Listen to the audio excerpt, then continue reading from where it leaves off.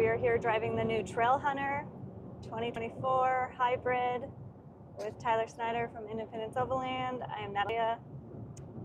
We're gonna start answering questions and Tyler's gonna go over everything he's excited about. Do we have anybody in there yet? Uh-huh. How many? Just one? Okay, we're gonna give it just a few minutes so people can jump in here. That way we don't have to repeat too much.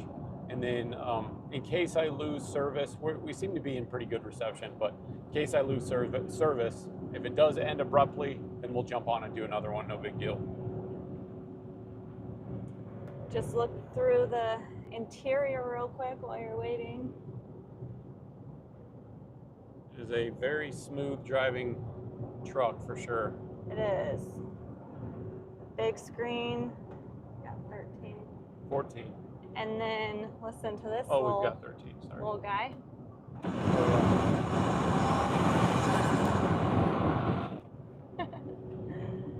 So something I'm going to say right away is this one has the roof rack from Toyota, and it is loud. We noticed it around 85 miles an hour. It actually is vibrating the mirrors and stuff, and it's because on the front part, on the front air dam, it's a metal piece, and then you have some cross rails, and it looks like a usable, very usable roof rack compared to something like the FJ Cruisers came with, but the back fairing is plastic, and like right now, I don't know if you guys can hear that, but it's very noisy, especially if we get a crosswind at around 75 to 80. It's far noisier than, it's like a hard vibration, and it's not very enjoyable. But only when it's really windy, which right is one of the questions. How's the wind noise without the roof rack? Without the roof rack, so because it has the roof rack, I can't answer that yet, but we are getting rid of this thing. The roof rack's already pretty much sold, more or less, and we're gonna be putting a Sherpa roof rack system on this, so I can use it for the summer. But okay, so let's start out with the first question. What options did y'all get? Okay, so that's part of the reason I bought the Trailhunter, is because it comes with pretty much everything. It's kind of like a limited. It doesn't have the active, like as far as suspension goes, do some research. It doesn't have like the active suspension, but it comes with like the soft touch and everything, versus like a TRD off-road doesn't come with some of those. And I didn't want to mess around with trying to find those features on a certain truck. And that's part of the reason I got the Trailhunter. So it has the sway bar disconnect system standard. It has the bed rack, unfortunately standard, because I really don't care about the bed rack system. And then the roof rack was an option. I did not choose that. It was just part of the truck, so they couldn't remove it because Toyota's like that. If anybody's watching this looking at one of these vehicles and you're not used to how Toyota does things, it's very much there's another new Tacoma. It's very much like, if we take what we can give you, and if you don't want that one, then you got to wait for Toyota your dealer to have one. Like Toyota doesn't do special ordering stuff. So anyway, long-winded answer, but it came with a roof rack, it came with a bed liner, and then it came with the side body moldings, which I didn't think I was gonna like. They're black, and it actually looks really good. I'm gonna keep them on there. I think it gives the truck like kind of an extra look. I hadn't seen it on another 24 Tacoma yet, and we'll cover that more in another video in the future. But and yes, bronze oxide. We did get bronze oxide. Yep. It's very green looking in the shade, and then in the direct sun it looks like bronze, and it's a really pretty color. I am a big fan of it. Hopefully it comes across in video really well. I know I read about that on the forums and stuff. A lot of people try to get a color that really pops, but I just like this color, and I wanted more of an earthy color this time around. The FJ is obviously bright blue. I just wanted something a little more mellow, I guess. So you have the battery in the back. If so, I understand it can only carry 250 pounds. It's a question. Can carry. Do you have the battery in the back? So yes, this is a hybrid, and it does have the battery in the back under the seat. But I guess I don't know what the question about the 250 pounds is, because the hybrids actually have a bigger payload than the non-hybrids do, even though the battery weighs like 500 pounds, but the payload goes up dramatically. So if you get a hybrid Tacoma that's not a Trailhunter, and you get the maximum payload, it's like, I think it's 1,700 pounds, 1,709, I believe. As the Trailhunter has a payload of, I need to look at the door card actually, it's a payload of around 1,200 and something pounds, but that's with skid plates, the bed rack, the armor on the rear, the rock sliders, which can be hundreds, or they're probably like 60 to 70 pounds a piece, I would guess. So you're getting less of a payload, but traditionally, if you bought like a third gen Tacoma, you'd be buying a truck that has like an 1,100 pound payload, and then you put all that stuff on and you have 250 pounds left, kind of a thing. So really you're doing better with the hybrid truck, if that's what you're referring to. How does the engine power torque feel compared to a 4-gen previous gen Toyota engine? So previous gen, I've only driven one of the third gens once. I know that they're a dog. Compared to my FJ, which is the 1GR FE, which is the second gen Tacoma engine, and it's the current 4Runner engine, the one that's about to be replaced is the 1GR FE. They have plenty of power, and they're not a dog like the third gen Tacoma was. There's that vibration. I don't know if you guys can hear that or not. It's driving me crazy. The powertrain and power delivery is insane. Like I'm having to shift manually because we're breaking the truck in. So I keep putting, it's in cruise control, but I keep going over and I'm manually shifting it. That way it'll stay at like 3,000 RPM. Yeah, I'm just doing the sport shift thing. That way my RPMs fluctuate as I drive home, because we've got a 22-hour drive home in total. And so the power delivery, when it's just in drive and you're going, it's amazing how much better it is. We're going up hills and stuff, and it doesn't ask for anything. It just goes, and there's hardly any shifting. You hardly notice it. Switching between the hybrid and the engine doing its thing is, you pretty much don't notice it. It's pretty incredible. So Kenneth wants to know, because they have a Trailhunter coming, and it says coming late July. From what date was what was your delivery date, and when did it actually come? Delivery date was, okay. So our delivery date was estimated to be between, I think it was June 18th and July 3rd, and it came, that would have been June, I think it was actually, I think it was between June 8th and let me think about this again. June 18th and July 3rd, and it came on like June 28th. It just came last Thursday, whatever last Thursday was. So it was pretty much towards the end of it. And I hate to say this, but I was told by a forum member that there's some sort of a quality hold on some of I don't know if it's the pros too, but on the Trailhunters, there's supposedly some quality hold. I haven't followed up on that. I've been on the road for days now, almost a week, but there might be further delays for those trucks, unfortunately. How's the fit and finish? They said that they heard me say it was a luxury vehicle compared to the FJ. Yeah, it's a luxury vehicle. And here's the thing with all that, and I've been thinking about this for weeks because I've watched these videos on these. The Trailhunter is one of their premium trucks. So as far as I'm concerned, this is a luxury truck by my standards. I know it's not by like Lexus standards or something, but this is way more of a step up from what we're used to.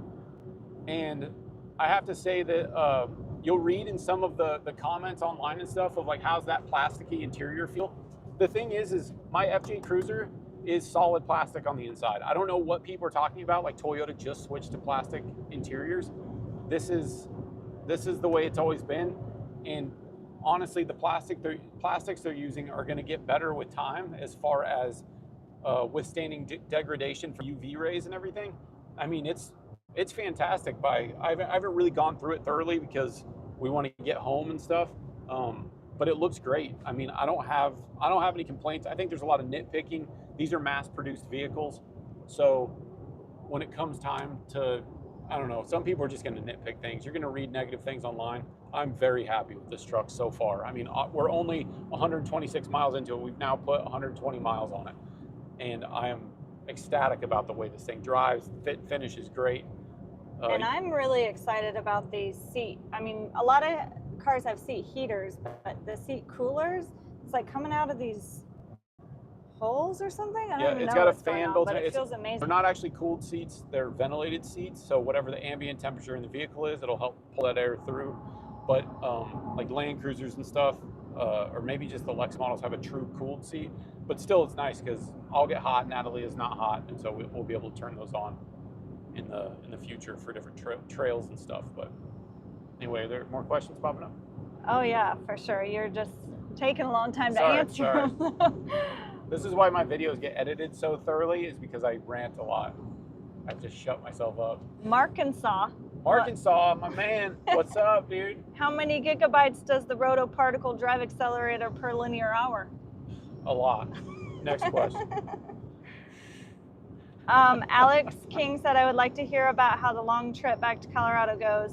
MPG, handling, overall impressions with the seat time. How much room under the back seat does the battery take? Are you planning any sort of seat delete?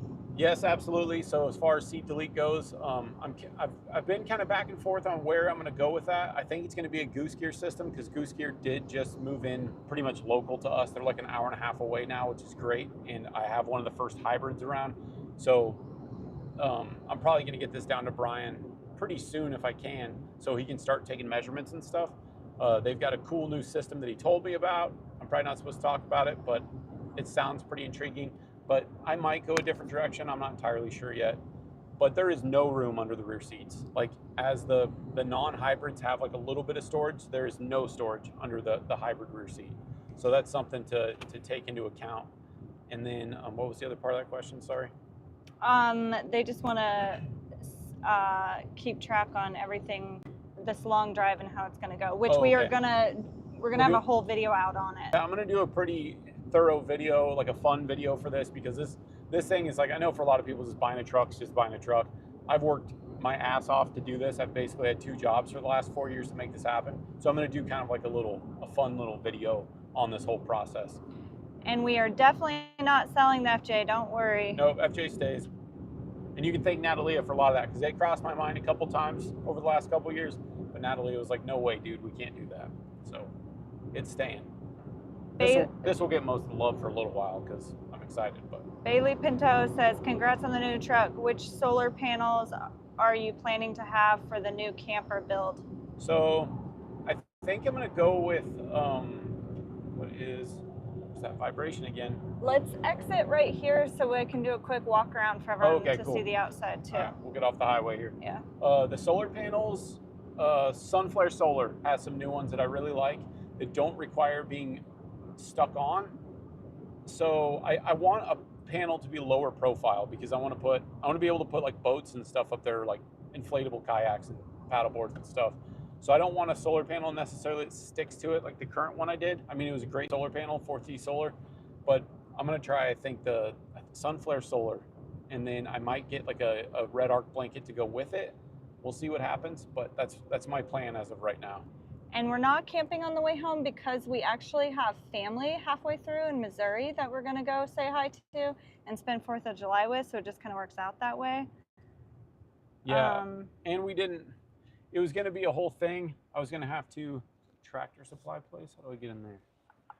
I'm gonna go to this road right up here. Okay. So as far as camping, I had thought about flying, like shipping stuff to the dealership, like a swag or something like that, so we could do the whole trip back.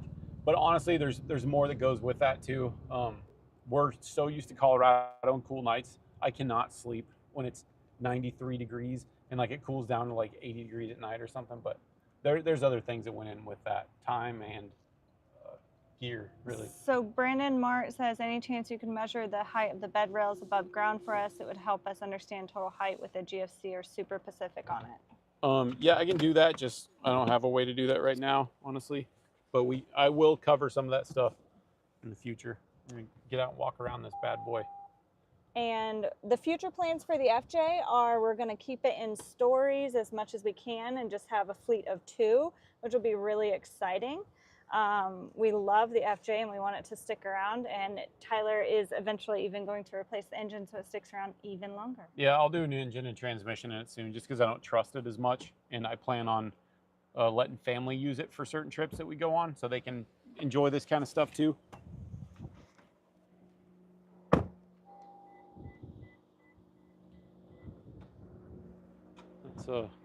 So it's kind of interesting, because I knew the what is this? Whatever. I knew that the Tundras were like this. I didn't know if the Tacoma was going to be like this or not. Shut it off. It's beeping at us. But if your AC is running, I don't have does your mic have a little furry thing on it? Hang on, give me a second, guys. Can you hear the turbos? Oh yeah, yes, absolutely. Off the Grind says my mom thinks you're hot. Hey, thanks, Mom. Okay, let me snap this in. And Hold on. Zulu says my dad thinks you're hot. Oh, thanks, Dad. Oh, this is gonna snap a little bit, guys. Sorry. Snap, and then this will stop the wind. A little bit of noise now. We'll cut out the noise later. Okay. So where was I? Oh yeah, the AC. So I did notice that when you have the AC on, if the vehicle, if it's charging the battery, and the truck will shut off, and the AC can continue to run at full blast. Unlike a regular car, you can keep it on, but then it'll pretty much stop blowing cold air. The hybrid system will keep that AC running to some extent. Yeah, so this up here is what's making the noise. This is like plastic. It blends in nice, but that is definitely what's making the noise. That is coming off first. We would have got it without that, but you couldn't. It's a pretty robust roof rack all in all, but I'm not a fan of that whole thing. And it looks like Toyota designed it to where you can put handles and stuff on it, I guess. But like I said, that's going away. This is coming off. You can... But we will be doing a lot of trails and a lot of videos with it stock to see how that goes and everything. So it's not like it's gonna change dramatically right away. It's gonna be a slower build process. Yeah. That way we can do content start to finish and like track everyone through exactly how the truck works and everything that's good about it and everything maybe we want to change about it, you know, all that. And David Berry wants to know, did you pay close to MSRP? I'm getting some really high quotes. I'm talking like 15K over. No, I didn't pay anything over MSRP. I went to Oxmoor Toyota in Louisville, Kentucky, and I told them ahead of time that they were just super cool, and they're like, you're paying MSRP on it, don't worry about it. And that was before I told them I had a channel or anything like that. I was just reaching out to dealers, found one that was willing to sell out of state, and then I did ask like, hey, this is not a marked up truck, right? And they're like, nope, absolutely not. And then I told them about the channel later on. I wasn't trying to get any special treatment or anything like that, of course.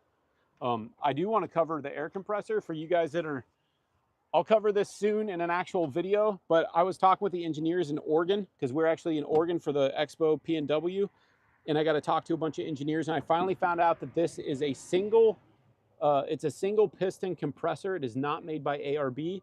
I'm going to pull it out when I get home, but as of right now, it's a single piston compressor, but it's a bigger piston than what ARB supplies with a single, so it should inflate at about the speed of the ARB twin, is what they were telling me.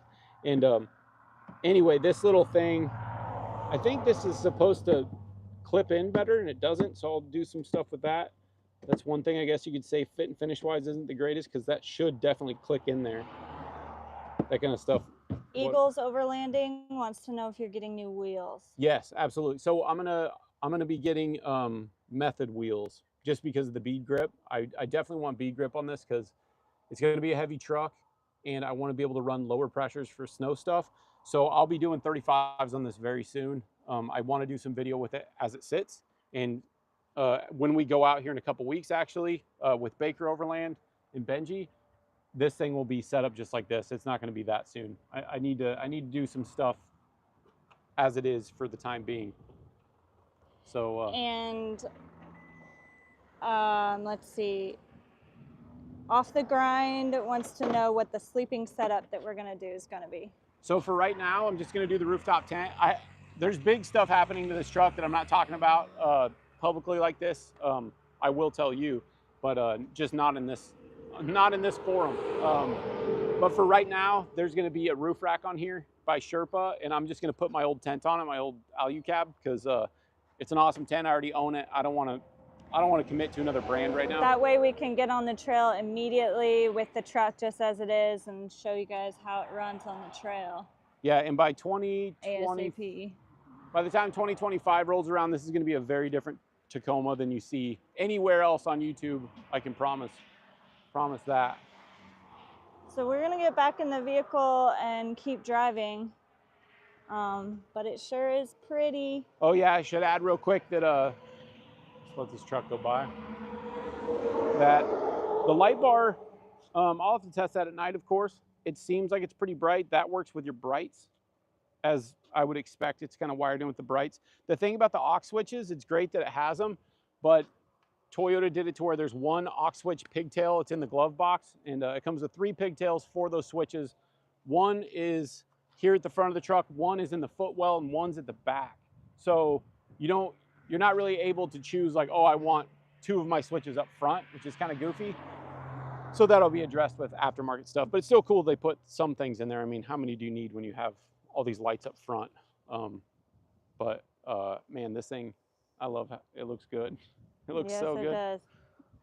The angles, get right here. When you look down the side of it, because these are wider than the other trucks, and I think the other Tacomas look the same way, but just like the muscular lines of this thing.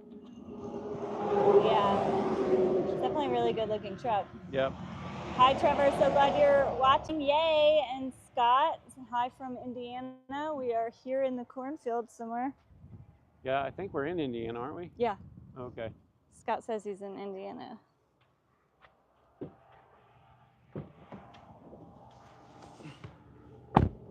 So this speaker that pops out actually looks pretty fun. I'm not going to lie. Like everyone's talking about how it seemed kind of gimmicky and useless, but it's actually a pretty solid little speaker, and we always have a speaker somewhere at camp. Yeah, we don't listen to stuff as much as we used to because of copyright strikes and stuff, but I do think this is cool for something like the whiskey potluck or the bourbon potluck we just did at the expo in PNW.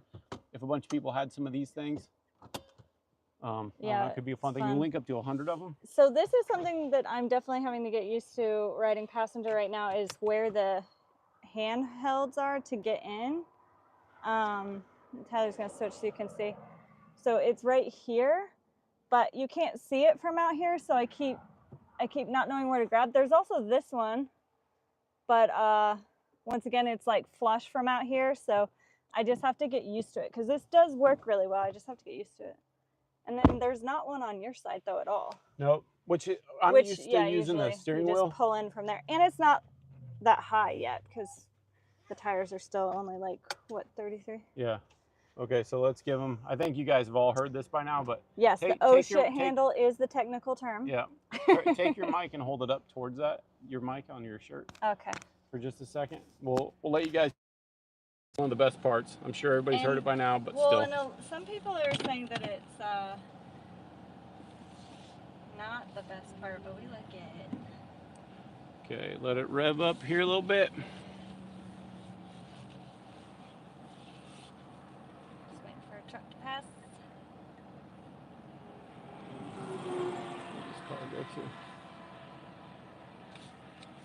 I'm following the proper brake-in recommendations as good as I can on this long trip.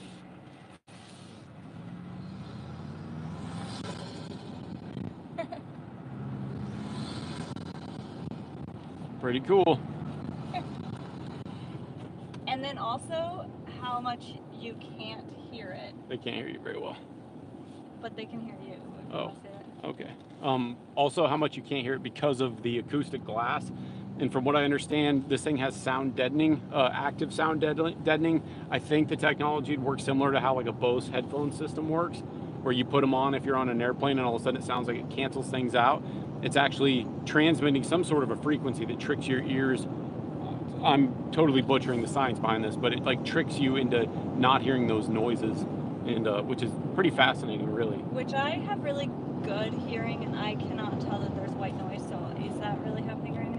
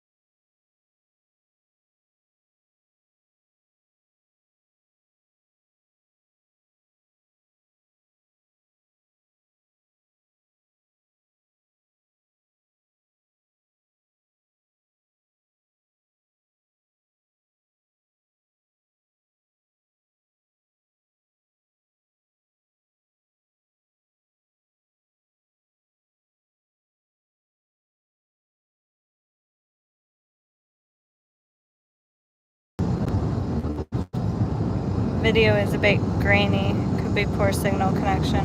Yeah, it's probably poor signal. Sound is back. Okay. All right, sorry, it's not going to sound as good now. It's not as our mics aren't working, but anyway.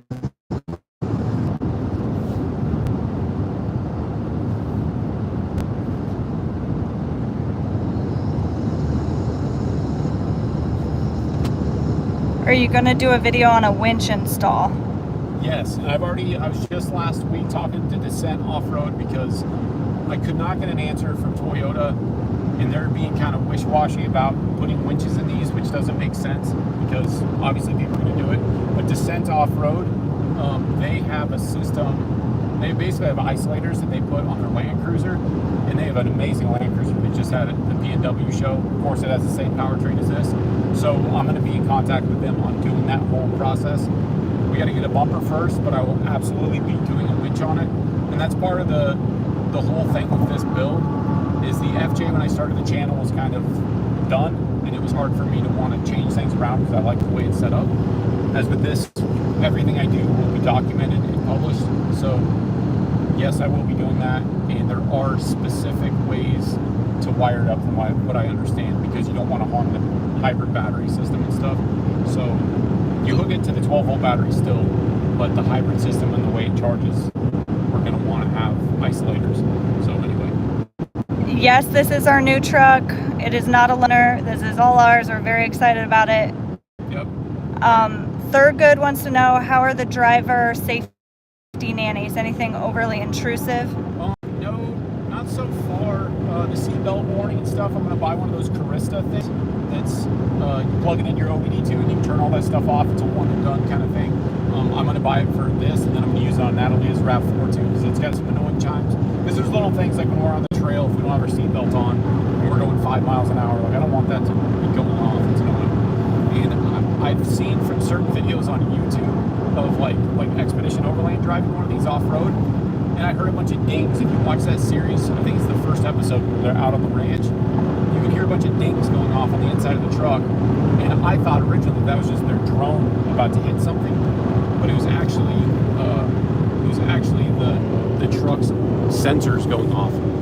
It's driving me crazy. Yeah, so right here, you focus in on it. Yeah. I'm shifting manually to break this thing in for the first 1,000 miles. I already mentioned that once, but in case we got anybody else in here now. How many do we have? 71. Oh, wow. Can you post to Tacoma 4G of your MPG after your trip is done? Sure. Yeah, it's not doing, it's not really, I'm not familiar with these modern Toyota systems, but like right now, it's been saying we're getting 12.6 miles to the gallon for this trip, which doesn't make any sense at all. I don't know. But you did just turn it to the Great Eco mode. Yeah, but this is the total average. We're doing better. That's worse than the FJ. So it's definitely not right. But yes, I will absolutely talk about that information. I'll probably put at the end of this video, and this video that I'm filming right now will be my priority to get it out pretty quick. So not this live video, but we are filming a video about picking the truck up, and then we're going the whole way home, which is how many miles? I think it's like 1,300 miles. Like 1,300 miles of how the truck drives and breaking it in, and what all you need to do also to break in a new vehicle, because this is our first time with that. And we got, David Barry, we got the 5-foot bed. Yeah, I was looking at the 6-foot bed before Toyota made the announcement on these things, and that's what I decided, like, I'm going to do a double cab long bed for the sake of space. But when they announced these trucks with the new wheelbase, I was honestly like, I was a little offended by Toyota doing that, because they are a trail specific truck. It's like their trail unicorn kind of thing. Yeah, he wants to know how the turning radius is. I haven't really done much turning in tight quarters yet, so I can't really speak to that. I know it's going to be worse than my FJ. I'm not coming from an older Tacoma, so the FJ is just going to probably do better either way. But on the 5-foot bed, it's still 5 inches longer, if I can remember correctly. I've done so many videos about this, you'd think I'd remember that stuff. I believe it's 5 inches longer than the last generation was. So that wheelbase on the long bed is 144 inches, which is the same as the F-150 crew cab. And the Jeep Gladiator has a trail or a wheelbase of 137 inches, and it can get away with it because you put a 37 on it real easy. The long bed Tacoma has a wheelbase of 144 inches. So honestly, if you're going to do something like that, you're going to wheel like we do sometimes, you really need like a 37-inch tire. I've seen people doing that to these trucks already, but I'm not a rich man. I need the warranty, and I'm not trying to break stuff right away, and I just don't feel that it's totally necessary. So anyway, I decided to go with a 5-foot bed and 35-inch tires, and this should be able to do everything the FJ did pretty well. And then can you just quickly go over that compressor question again? Is there a male end? Oh, sorry. Oh, right. That's where it cut out. So with the compressor, it does have, I think it's a female end sticking out of the truck, actually. So it could be adapted, and I'm sure it's just a pipe thread. Are we back? I think we're back. Okay. So compressor question, I'm just going to start over because I don't know where we lost it. I'm not entirely sure on the fitting. I'm wanting to say it's actually the male on the side of the compressor. That's a cool collapsing bridge. It's a male on the side of the compressor. They said kind of back, so it might be bad. We're 3 bars now. Okay. Welcome to Illinois. So it's a male fitting. It comes with a hose kit. I haven't messed around with all that, but I'm pretty sure it's a pipe thread fitting that you could take out and swap out if you needed to.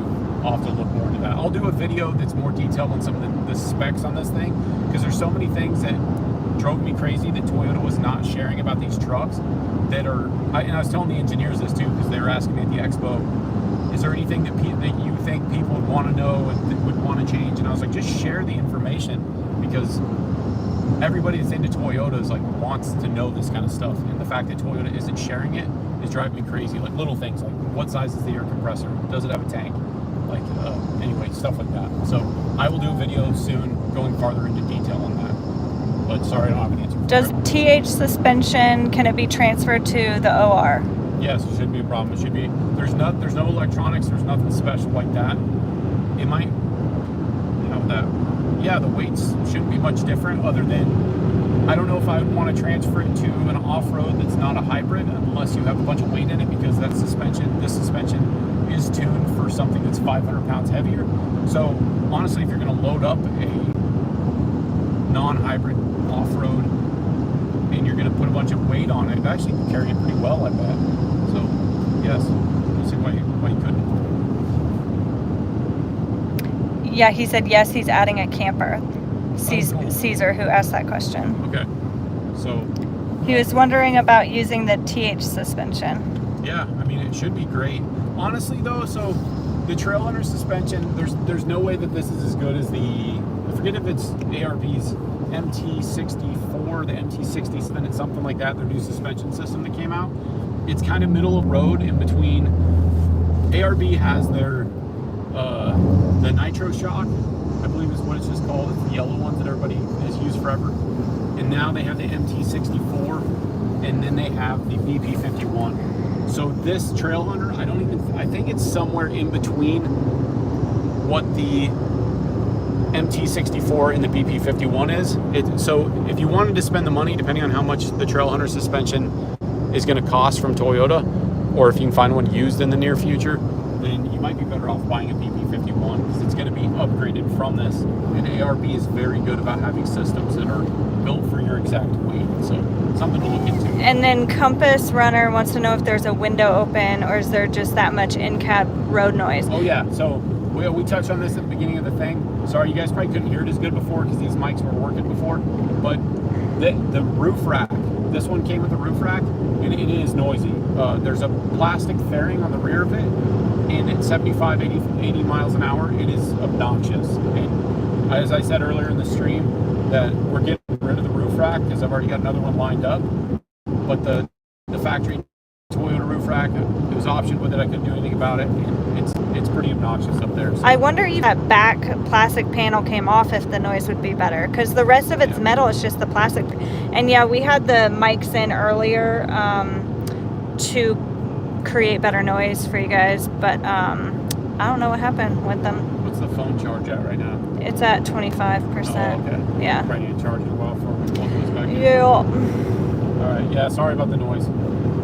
I could slow down a little bit. But yeah, that's the roof rack because it's so windy. But if that wasn't there, the cab would be quite, or it is really quiet when that's not there. 70 miles an hour. What's the payload capacity on the TH? Okay, so I haven't looked at my actual sticker. I should have looked at that when we were out there. I'm just going to go off basic numbers. A lot of people are seeing around 1,200 pounds, 1,200 to 1,250, depending on your accessories and stuff. We have this little guy down here. Might be oh yeah, that's some sort of it's a first aid kit. Yeah. Oh. So the payload capacities are around 1,200 on the Trailhunter. But what you got to remember is the hybrids are getting a payload of maximum 1,709, and I don't think you can get that's a 4-wheel drive truck. With the Trailhunter, you're getting the bed rack, you're getting the rock rails, the skid plates, including a differential skid plate, and you're getting that ARB rear bumper, as well as lights and stuff, which seems small, but all that stuff adds up. So I just want to emphasize that when you're buying a Trailhunter, even though it might be like, oh, it's only got a 1,200 pound payload, it's actually pretty significant when you factor in that it has all that armor already. Because in the past, you buy a Tacoma 4-wheel drive in the same configuration as this, and you get like 1,100 pounds of payload, and you had to put all that stuff onto it. So then you're losing all that payload capacity. So the off-road models should be able to do a little bit better than this. That don't come with the bumper, the metal bumper and stuff. But this one in particular is going to be around 1,200 pounds. I need to look at my door sticker. I'll touch on that again in a future video. I'd say slow down a little bit so we get less of that noise. Okay, sorry. How's the MPG so far?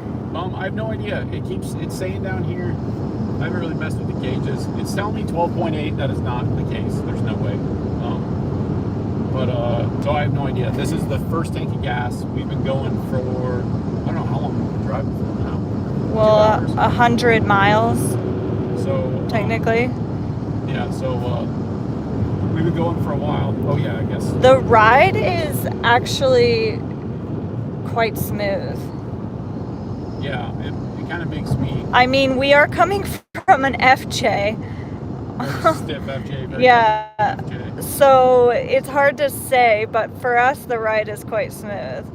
And yes, we will be at Ekbo Mountain West. Yep. With the truck.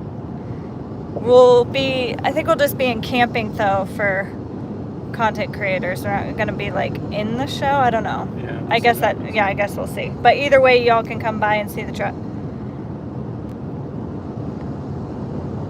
Yeah, much quieter, 170 miles an hour.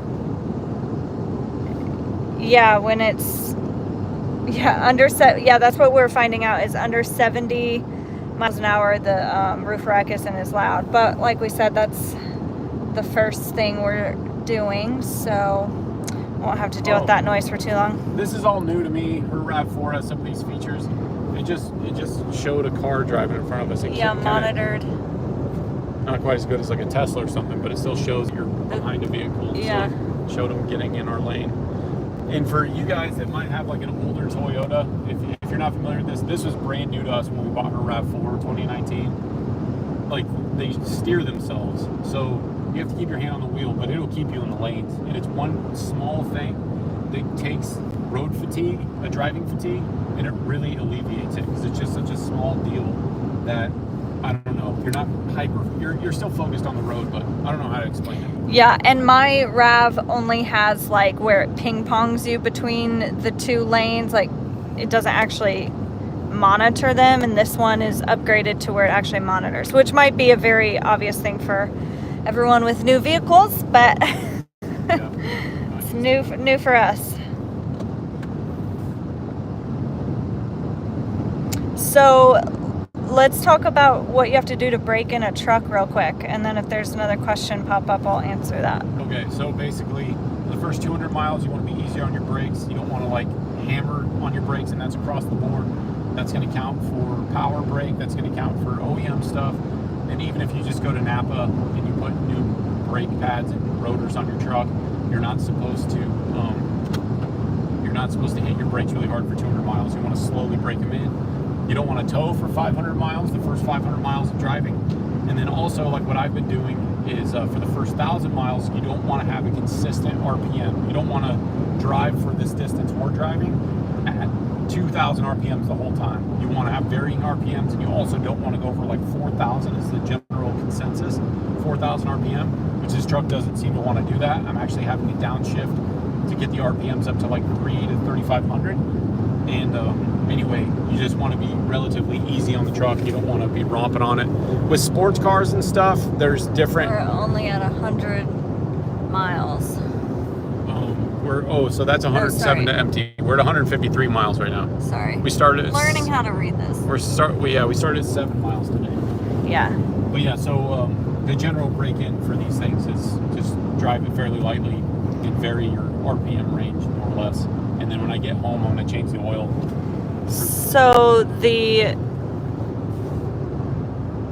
USB, there's a USB-C, right? Or two right here that we're plugged in to charge, but the phone connects. Oh, and then there's also this wireless charging. And then the phone connects through Bluetooth or Wi-Fi. Yeah. And also through the app. Oh yeah, and then there's. It's kind of weird that it's on the side, honestly. Yeah, that's the one for this. Those don't work. It's kind of weird. Well, these work for charging, but this one works to the screen. Yeah. I don't know if there's any power. There's no power in there. Nothing in there. You have 100 USBs. This might get kind of weird. Sorts of crap back there. But let me read the rest of that question. Sorry. How does the stereo sound? Stereo sounds awesome. It does. I mean, I'm not an audiophile. I don't know if you would consider yourself like, we're not like super spoiled. Like, well, once again, we're coming from the FJ. The FJ is so loud in the cab that even with a good audio system, we have to blast it just to hear like anything. So it sounds great in here, and it has that speaker that pops out once again. That's actually seems like it's going to be a lot of fun. Yeah. And then, is there a USB female plug on the dash or headline? Oh, right. Okay, shut that. Have you tested the sound system? I imagine it's the JBL Premium. And thoughts about it? I have the JBL Premium. I think it royally sucks. Yeah, this is going to be the same exact thing. It's the JBL system. I don't think it sucks because compared to what I'm used to, it's great. I can actually hear it. The FJ, I've replaced speakers and stuff, and I don't know. I've done as good as I can in that thing. And with how loud I'm used to a vehicle being, I just don't know really what would sound better. I don't know. I don't really know how to answer that. I think it sounds good enough for me. Like, I think it sounds great. So far, are you happy with having the Trailhunter? Because I can't wait for mine. I have a deposit, but still have not heard a thing, and I'm getting antsy, David Berry asks. Yeah, so, yes. I'm very happy with the Trailhunter. I know there's going to be a lot of questions on why I bought this thing, because there are going to be a lot of modifications that happen. There's things I'm already planning on replacing, like the suspension I'm going to keep for a while, and things like that, but I know just you're changing around the mic a little bit, but as far as I know, I'll get the question of like, why didn't you get the TRD off-road if you're planning on modifying it? I wanted to have the snorkel, it does have a slightly different steering rack set stance on the thing, so I think it'll do better for having like a 35 on it. And then the sway bar disconnect in some of the off-road models, you might get it, you might not. And then the Trailhunter has the little things, which honestly, like this soft touch, I was hoping that was like padded more. I thought that's what was going to be the case, and that's why I wanted that. It's really not padded. It's just like, well, it is padded a little bit. Yeah, but it's not hard plastic. Yeah, it's not hard plastic, and that's what the other. But it's not padded like, like this is padded. This is padded, and this isn't even that thick. I guess it's like only like it doesn't really depress much, but this does. But I'm very happy with the Trailhunter. I mean, it's got a lot of stuff that I wanted. I just didn't want to mess around with trying to find a bunch of stuff. And part of this whole thing is that several years ago, I did videos where I was talking about Toyota falling behind. All the companies were doing really cool stuff. Toyota was so very happy with the Trailhunter. I'm glad they came out with this. I know it's expensive. Everything's expensive now, but for me, it was worth it. It's going to be good for our channel. It's going to be good for our adventures, and yeah, it's going to be good for me. So excited you guys got it. How's it compared to the previous gen Tacomas? I have no idea. I drove one of those once when I almost bought one a couple of years ago. I was really close to buying a new truck for the channel. We went test drove one, and Natalia sat in the back of it. You hated it. Okay, I can say for sure that the Gen 3 rode so uncomfortably. But I was also sitting in the back. I don't know, but it was rough for me. And this is very nice compared to that. That one had like a cheap lift kit of some sort. Oh, is that why? Yeah, it wasn't a very nice truck. But I know just from reading that there's people on the Facebook groups and stuff that own the 3rd gen and they've traded up to these, even without the. Did I hit that? I almost hit the bird. Might have hit the bird. But there are people that were driving 3rd gens that switched up on a non-hybrid, and they're like, these are a significantly better truck. So I can only speak to that kind of stuff.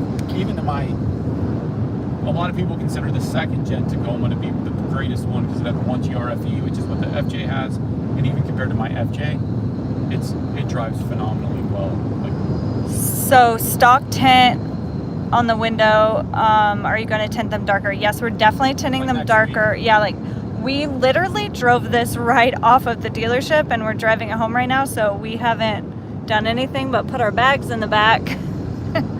Yeah, it was a very quick thing. I did a whole shout out Oxmoor Toyota in Louisville, Kentucky. They've got some other Tacomas there right now, and it was they didn't give me any hookups, any special treatment or anything. When I first started talking to them, I didn't even tell them I had a YouTube channel, but they were very cool about selling an MSRP. And I mean, we were in and out of there in 2 hours, and that was just because I was filming and stuff. We could have bought a car in an hour or a truck in an hour over there. It was the best dealership experience I could have hoped for. And so Joshua over there was my salesman, and he was awesome. Are the seats comfy? I know you don't have enough miles yet to really know. So far, they seem really comfortable, and what I didn't realize is these have lumbar support, and yours does too, right? Yeah. I thought only the driver's seat was all electric. I thought that was like specific just to the driver's side, and the passenger is more basic. But the passenger side's all electric too. They're pretty nice. I mean, honestly, I think they're quite comfy, but Tyler has more issues with seats than I do. Yeah, and I'm so spoiled by the FJ because I put the Shieldman seats in that thing, and I love those seats for long road trips. But honestly, I don't notice seats in a vehicle until we're 8 hours into a drive, and then I can feel like pain from it or soreness from it. So after this trip, I'll have a better report on that. But for like around town and stuff, I mean, they're great. They look really good. They're phenomenal to see. And I love that they have the cooling aspect. That's huge. Nice. I've had it on this whole time so far, and I've just really enjoyed it. Yeah. Curious how those rear springs hold up with all the weight added. Do you think you'll have to replace those with the heavier duty springs with a camper tent and all the gear in back? Yes, I do think so. I mean, I don't know what it's going to be like now. I thought about different ways of testing that. Obviously, I'm going to put a tent on it pretty quick. But as far as like in the near future, I'm going to use a rack and a tent for a while. I'm not going to tell you guys what we're fully going to be doing to this thing. My patrons know. If you want to find out more about that, you can join our Patreon. But in the short term, we're going to be using a rack with a tent and just hauling stuff in the back. But in the long term, we're absolutely going to have to change out those springs because she's going to get some heavy parts for sure. I'll leave it at that. Hitting a trail on the way home, or just eating highway miles back to Colorado?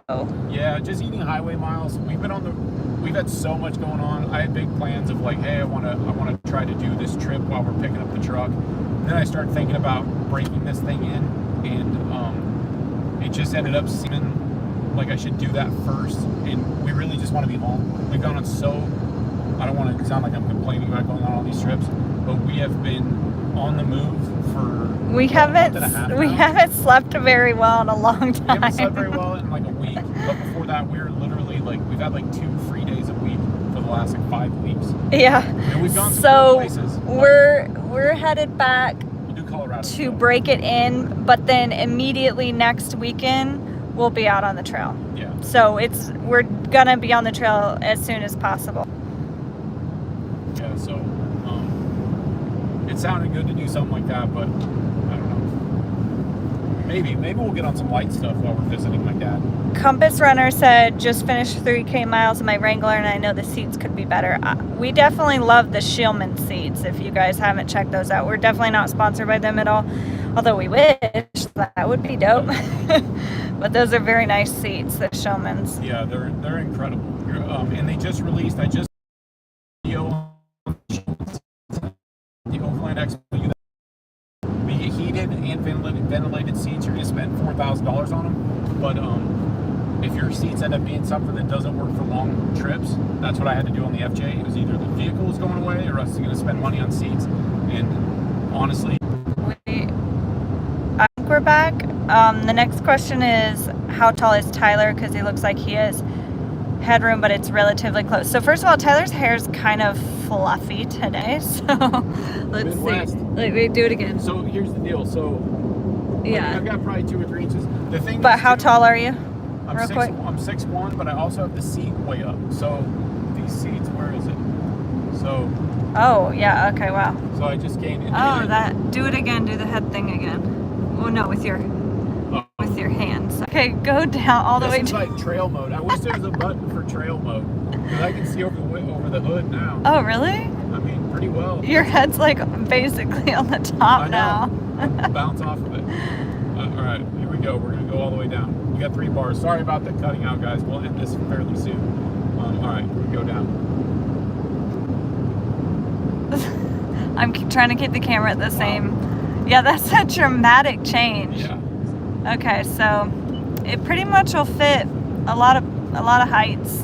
Looks like. Hopefully mine too, because I'm quite short. Yeah, you'll be all the way up. It doesn't have memory seats, I should add.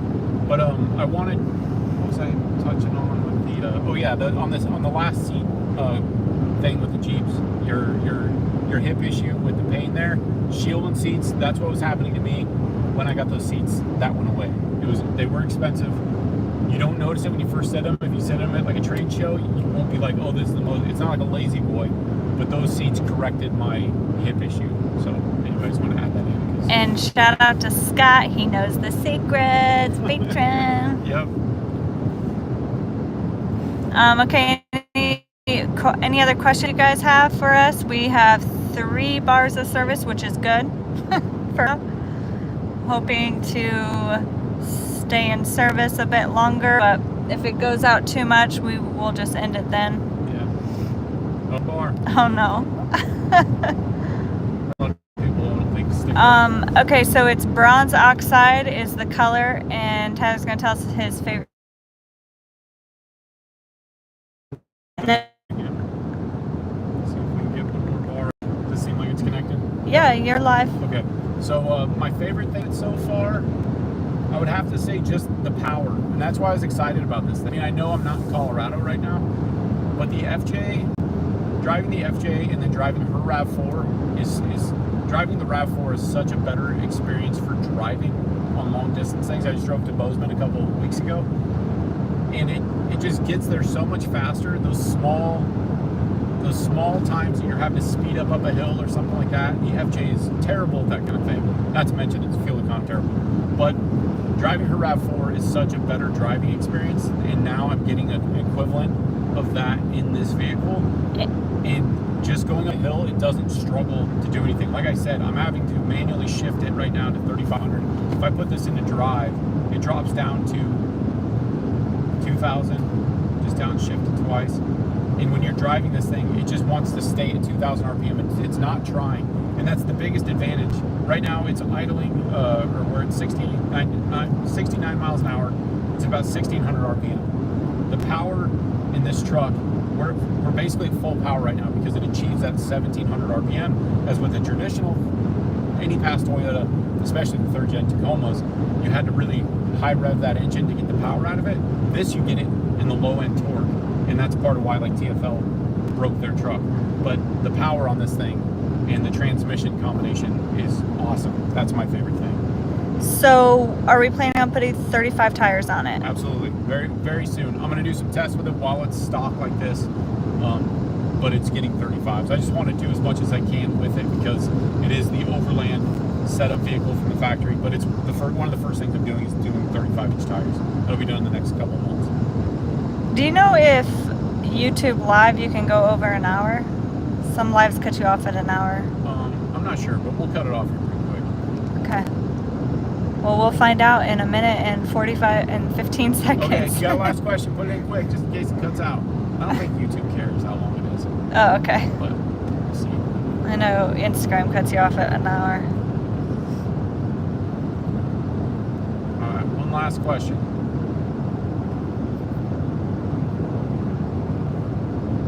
So, we're about to hit 200 miles on the truck.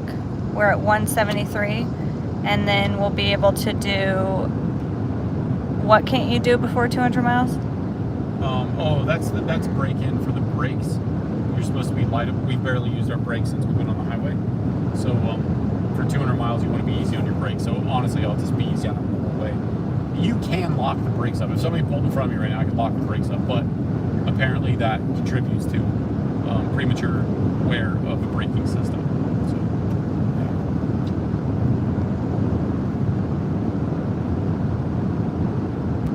yeah. Nothing new? How much wood could a woodchuck chuck? Woodchuck could chuck wood? I mean, quite a bit, really. What's the lifespan on these things, you know? It's like a beaver. Is a woodchuck a beaver? Is a woodchuck its own? What is a woodchuck? That's the real question.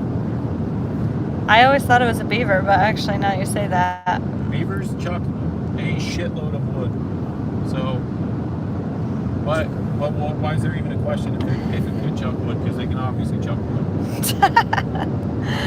It's a lot. The answer is a lot. Would you do a video about the inverter used as a camp power source? Yes, actually.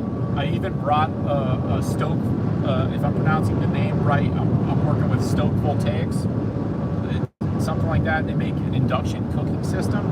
I brought their boiler on this trip, so we can make Natalia some matcha, and then I have their new induction cooking system where it actually runs off of it. And so you might already know this, but one of the cool things about the inverter is you have the truck on, you can run the inverter back there, and the truck will turn off until it needs more power and start back up, and it'll charge the batteries again, so you can keep using the inverter. Now, I did just find out for the first time, because I was searching this information as well. From what I understand, it is a pure sine inverter. The non-hybrids do not have a pure sine wave inverter. So with the hybrid system, you do get that upgrade, which is nice. But yes, I will be touching on that soon. How is steering response? I mean, the electric steering, it is very responsive. I know some people don't like the hydraulic steering thing, or they're like old school about it. But to me, I don't know if it's because I'm used to driving a RAV4, which is electric steering as well. But it's very responsive. I mean, I don't know there's not going to be like a delay in it, of course. I don't know. It seems great to me, but I've almost been driving a straight line since we left the dealership, so I don't know that I'm going to be able to answer that the best. But I don't seem like some people act like they're offended by electric steering. I have zero issues with it. It seems like it drives great to me. Jason asks, I have 24 TRD off-road, wish I could afford TH. Nice truck, how much? Thanks. So it was 66. What was it? 66.4, I think. Is what $60,400, which is a ton. And then Colorado has an absurd amount of taxes and stuff that go on because we have local taxes, county taxes, state taxes, and then our registration fee was crazy. But yeah, so it was a lot of money. This is 3 times what I paid for the FJ, basically, which is insane. But it was a lot of money, and it did have a few of the add-ons, like the roof rack's $1,200. It had a bed liner, which sadly we couldn't actually choose if we wanted it or not, because that's not how ordering a Toyota truck works. Yep. Very expensive, but.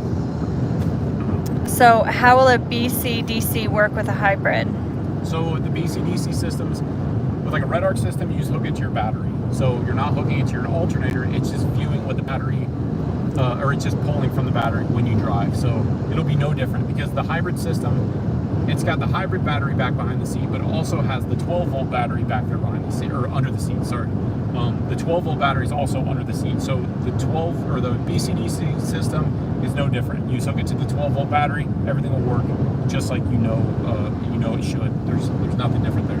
And I'm planning on doing the BCDC system too. I know this has the inverter and stuff, but I'm not trying to leave my truck on all the time and cook off of one outlet back there. I'm definitely doing a full red arc system on this. A very cool red arc system. Very excited about that process. And Matthew, how does it pull? We don't know yet, but we will know in an upcoming video how it pulls. We're quite excited about that. Yeah, we're gonna have a Mission Overland trailer. We're gonna borrow one from them for a month or two, or however long they're gonna be willing to give it to us.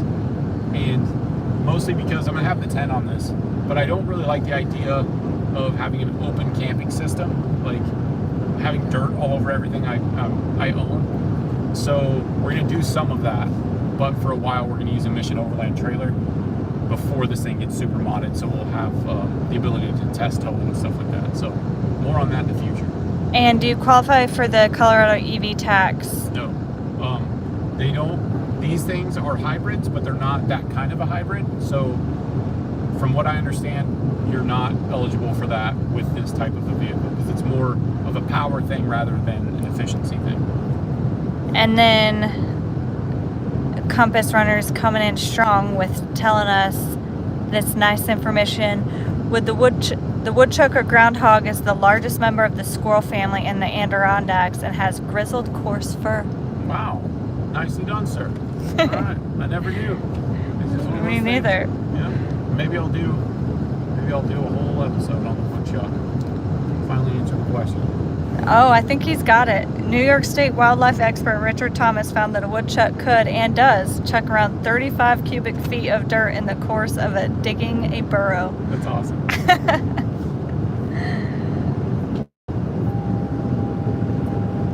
That's fantastic. What are you doing over there? Oh, it didn't sense I was making it beep. Wheel. Oh. Yeah, so it's telling me to hold on. Because again, all right, you got the thing. This is nothing new. This is weird technology. It just like stays in the lane. It'll stay in the lane, and if you're going around like a corner, like here's a bend up here. Let's test it. Yeah. Hopefully we don't shoot off straight into the trees. But so it just turns and it keeps you right where you're supposed to be. You get your hand a little bit farther away from that so we can test better. Oh, it sees it. Only lets you do it for a few seconds. Oh, it sees that you're not holding it? Yeah. That's how my Rev is too, actually. So the truck has full leather AC and heated seats. Is the screen block view at all? It no. doesn't seem to block even from passenger, because the line, if you can see, kind of lines up right with that. And that's for me, I'm quite short, so if you're taller, then I'm only 5'5", so if you're taller, you'd be right there. Tyler's 6'1", so this is his eyeball view. Well, I just sat the seat down all the way here.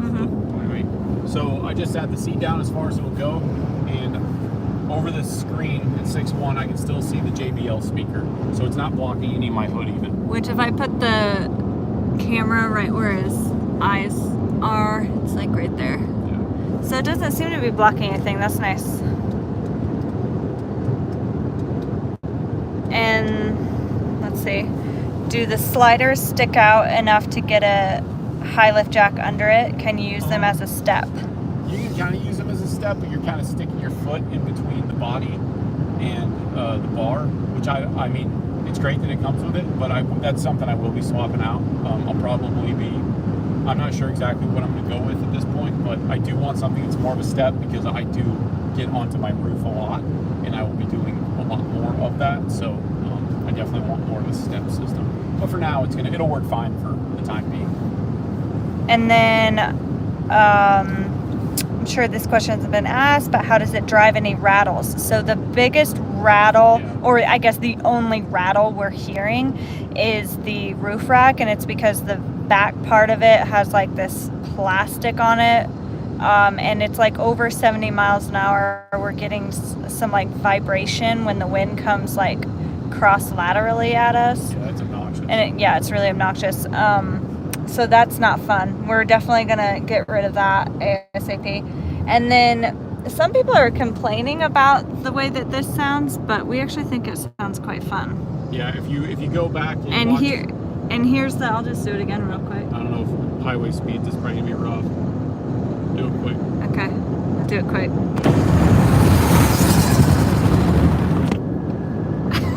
I hope that wasn't too loud for everybody. Okay, well let's take any question that's on there and then let's wrap this up.